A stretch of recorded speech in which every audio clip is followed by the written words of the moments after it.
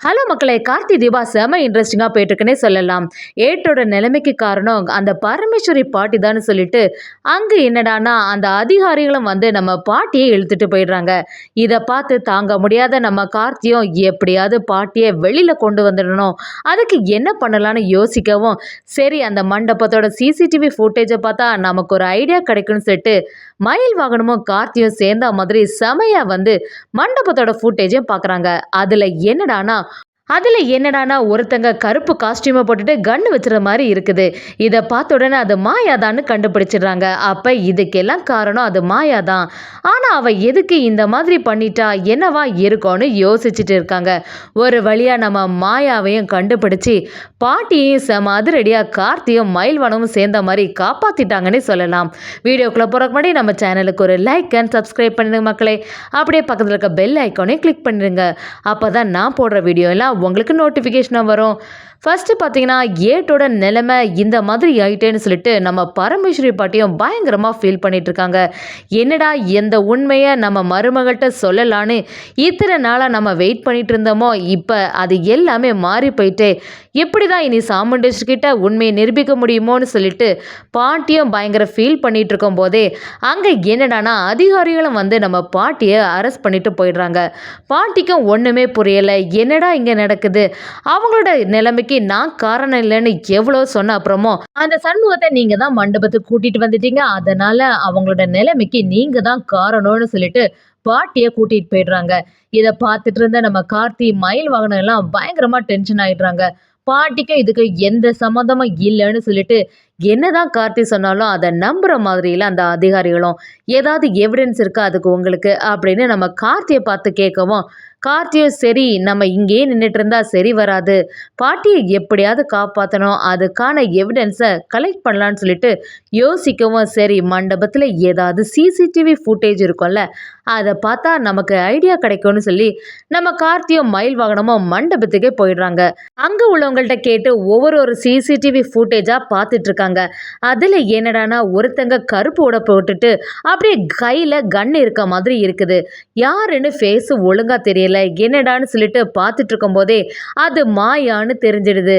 சரி அப்போ மாயா தான் இதுக்கெல்லாம் காரணமா, அவகிட்ட கன்னு வேற இருக்கு, அவ எதுக்கு ஏட்ட சுட போறா அப்படின்னு சொல்லிட்டு குழம்பி போயிடுறாங்க.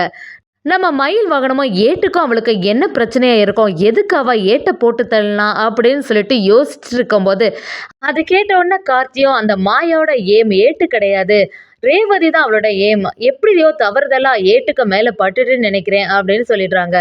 மயில் வாகனமும் இதுக்கு மேலே நமக்கு என்ன சாட்சி வேணும், இந்த ஃபூட்டேஜில் அவள் கன்று வச்சுருக்கதும் தெரிஞ்சுது, அது மட்டும் இல்லாமல் அந்த மண்டபத்துலேயும் இருக்கா, அதனால் இவ தான் அதுக்கு காரணம்னு சொல்லிட்டு அதை காட்ட வேண்டியதானே, அதே மாதிரி பாட்டியும் அந்த இடத்துலேருந்து தப்பிச்சிடலாம் அப்படின்னு சொல்லவும், கார்த்தியும் மயில் வாகனத்திட்ட இதெல்லாம் பத்தாது, அவள் கையில் கன் இருக்குது, ஆனால் ஏட்ட சுட்ட மாதிரி எந்த எவிடன்ஸுமே அதில் தெரியலை, யார் அந்த இடத்துல இருந்தாங்கன்னு புரியலை அப்படின்னு சொல்லிட்டு நம்ம கார்த்தி சொல்லவும், மயில் வாகனம் இந்த சிசிடிவி ஃபுட்டேஜ் போதாதா, என்ன சகல சொல்கிறீங்க, இதுக்கு மேலே என்ன பண்ணுறது அப்படின்னு கேட்கவும், நம்ம கார்த்தியும் சரி அடுத்த பிளானை போடுவோம், எப்படியாவது இந்த மாயாவை வர வச்சு அவகிட்ட நேரடியாக விசாரித்து தான் நமக்கு ஒரு ஐடியா கிடைக்கும் அப்படின்னு சொல்லிட்டு கார்த்தியும் நினைக்கிறாங்க. சரி அந்த மண்டபத்துலேருந்து வெளியே கிளம்புறாங்க. ஒரு பக்கம் பார்த்தீங்கன்னா எல்லா விஷயமும் தெரிஞ்ச நம்ம ரேவதியும் பயங்கர டென்ஷனாக இருக்காங்க. ஏற்கனவே துர்காவை அம்மா வீட்டில் ஏற்றலை, இதுக்கிடையில நம்ம பாட்டியும் அந்த அதிகாரிகள் இப்படி பண்ணிட்டாங்களேன்னு சொல்லிட்டு ரேவதி பயங்கரமா டென்ஷன்ல இருக்காங்க. அப்படியே கார்த்திக்கும் ஃபோன் பண்ணவும் கார்த்தி நம்ம ரேவதியை சமாதானப்படுத்துறாங்க. நீ எதுவுமே யோசிக்காத, எல்லாமே நல்லபடியா முடிஞ்சிடும், எப்படி இருந்தாலும் பாட்டியை நான் காப்பாத்தி கூட்டிட்டு வந்துடுவேன் அப்படின்னு சொல்றாங்க. நம்ம சகலியும் மயில் வாகனமும் சேர்ந்தா மாதிரி ஒரு பிளானை போடுறாங்க. அதுல என்னடானா மாயாவை எப்படியாவது ஒரு இடத்துக்கு வர வச்சிடுறோம், அந்த இடத்துல வச்சு நம்ம மாயாவை சரியா விசாரிக்கும் போது அவ வாயினாலே எல்லா உண்மையும் சொல்லிடணும், அதை வச்சுதான் நம்ம பாட்டியை காப்பாற்ற முடியும் அப்படின்னு நினைக்கிறாங்க. கார்த்தியும் எப்படி அவளை வெளியில கொண்டு வரலான்னு யோசிக்கவும், மாயா எப்படியாவது வெளியில வருவாள்ல, அந்த டைம்ல ஒரு நர்ஸ் அரேஞ்ச் பண்ணி அவங்கள்ட்ட மகேஷ் இங்கே தான் இருக்கான்னு போய் சொல்லுங்கன்னு ரெடி பண்ணிட வேண்டியதான் அப்படின்னு ஒரு ஐடியாவை கொடுக்குறாங்க. அதுபடியே ஒரு நர்ஸு கிட்ட சொல்லி வைக்கிறாங்க. அந்த நர்ஸ் என்னன்னா நம்ம மாயாவை பார்த்து, நீங்க யாரை தேடிட்டு இருக்கீங்கன்னு எனக்கு நல்லாவே தெரியும், உங்க லவர் மகேஷை தானே தேடுறீங்க, அவங்க இருக்க இடம் எனக்கு நல்லா தெரியும், மகேஷ் நினைவு திரும்பினோன்னு உங்களோட பேரை தான் சொன்னான். அது மட்டும் இல்லாமல் அவங்களுக்கு நான் தான் ட்ரீட்மெண்ட் கொடுத்துட்ருக்கேன். அந்த இடத்துக்கே போகவும்னு சொல்லவும் மாயா எதை பற்றியுமே யோசிக்கலை. கண்டிப்பாக நம்ம மகேஷை கண்டுபிடிச்சிடலாம். ஒரு சமயம் இது கார்த்தியோட ஐடியாவாக இருக்குமோன்னு சொல்லிட்டு லைட்டாக டவுட் ஆனாலும் ஆனால் நிஜமாவே மகேஷாக இருந்தால் அப்புறமா நம்ம கடைசி வரைக்கும் அவனை கண்டுபிடிக்க முடியாது. எப்படியாவது நம்ம மகேஷை காப்பாற்றணும்னு சொல்லிட்டு மாயாவும் அவங்க சொல்கிறத நம்பி அவங்க பின்னாடியே போயிடுறாங்க. அந்த சைடு பார்த்தீங்கன்னா அப்படியே ஒரு வீட்டுக்குள்ளேயே அடைச்சி வச்சிடுறாங்க.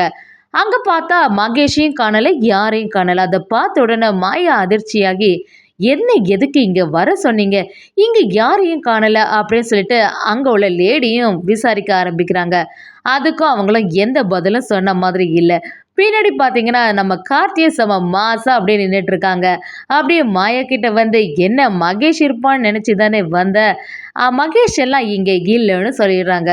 இதை கேட்ட உடனே மாயா அதிர்ச்சியாகி, உன்னோட வேலையாக தான் இருக்குமோன்னு சொல்லிட்டு எனக்கும் கொஞ்சம் டவுட் இருந்தாலும் நிஜமாவே மகேஷ் இருப்பான்னு சொல்லிட்டு தான் வந்தேன். ஒழுங்கா மகேஷை எங்கே அடைச்சி வச்சிருக்கேன்னு சொல்லிட்டு என்கிட்ட சொல்லிடு அப்படின்னு மாயாவும் நம்ம கார்த்தியை கேட்க ஆரம்பிக்கிறாங்க. அதுக்கு நம்ம கார்த்தியும், அந்த மண்டபத்துக்கு வந்தது நீ தானே, எதுக்கு நீ அங்கே வந்த அப்படின்னு விசாரிக்க ஆரம்பிக்கிறாங்க. அதுக்கு அந்த மாயாவும், நான் வந்தது உன் ரேவதியை கொல்லதுக்காண்டி தான் அப்படின்னு சொல்லவும் அதுக்கு கார்த்தியும், எவ்வளோ தைரியம் இருந்தால் ரேவதி இப்படி பண்ணதுக்கு நீ வந்திருப்ப அப்படின்னு பேச ஆரம்பிக்கவும் அதுக்கு மயில் வாகனமும், எதுக்கு அப்போ அந்த ஏட்டை இந்த மாதிரிலாம் செய்த அப்படின்னு விசாரிக்கிறாங்க. அதை கேட்ட உடனே மாயாவும், என்னோட ஏம் அந்த ஏட்டு கிடையாது, அந்த ரேவதி தான். நான் விரிச்ச வலையில தேவையில்லாமல் அந்த ஏட்டு மாட்டிட்டான். அந்த ரேவதிக்கு ஆயுசு கெட்டி தான். எத்தனை நாளாட்டு நான் அவளை பிளான் பண்ணி சுடலான்னு பார்த்தேன். கடைசி நேரத்தில் என்கிட்டேருந்து எஸ்கேப் ஆகிட்டா. என்ன கார்த்தி, நீயும் அவளும் மேரேஜ் பண்ணி ரொம்ப சந்தோஷமாக தானே இருக்கீங்க. நான் தான் இந்த மகேஷ் இல்லாமல் இங்கே வருத்தப்பட்டுட்டு இருக்கேன் அப்படின்னு சொல்கிறாங்க. அது மட்டும் இல்லாமல் அந்த ரேவதி என்னைக்கா இருந்தாலும் என் கையினால தான் அவளோட அழிவு இருக்குது அப்படின்னு சொல்லவும் அதை கேட்ட நம்ம கார்த்தியும், என்னைக்கா இருந்தாலும் நான் இருக்க வரைக்கும் ரேவதிக்கு எந்த பிரச்சனையும் வர விட மாட்டேன் அப்படின்னு சொல்லிட்டு நம்ம கார்த்தியும் செம பதிலடி கொடுக்குறாங்க. அந்த சீன் எல்லாம் செமையா இருந்துச்சுன்னே சொல்லலாம். அதே சமயத்தில் மயில் வாகனமும் கார்த்தியும் சேர்ந்த மாதிரி, சரி நீ மண்டபத்தில் வந்து அந்த ஏட்டை எதுக்கு சுட்ட அப்படின்னு இன்னும் கொஞ்சம் விசாரிக்கவும், நீ தான் எல்லாத்துக்குமே காரணம் சொல்லிட்டு நான் சொல்லக்கூடிய இடத்துல வந்து சொல்லணும் அப்படின்னு நம்ம கார்த்தியும் மயில் வாகனமும் அந்த மாயா கிட்ட கேட்குறாங்க. அதுக்கு மாயாவும், நீங்கள் சொன்ன உடனே செய்யணும்னு இருக்கா அப்படின்னு கேட்கவும் அதுக்கு எல்லாமே நம்ம கார்த்தியும், உனக்கு மகேஷ் நல்லபடியாக வேணும்னா நாங்கள் சொல்கிற மாதிரி நீ கேட்டு தான் ஆகணும் அப்படின்னு ரொம்பவே மிரட்ட ஆரம்பிக்கிறாங்க. எப்படி இருந்தாலும் நம்ம கார்த்தி மாயாவை சமாதானப்படுத்தி நம்ம பாட்டியையும் அந்த இடத்துலேருந்து காப்பாற்றிடுவாங்கன்னே சொல்லலாம்.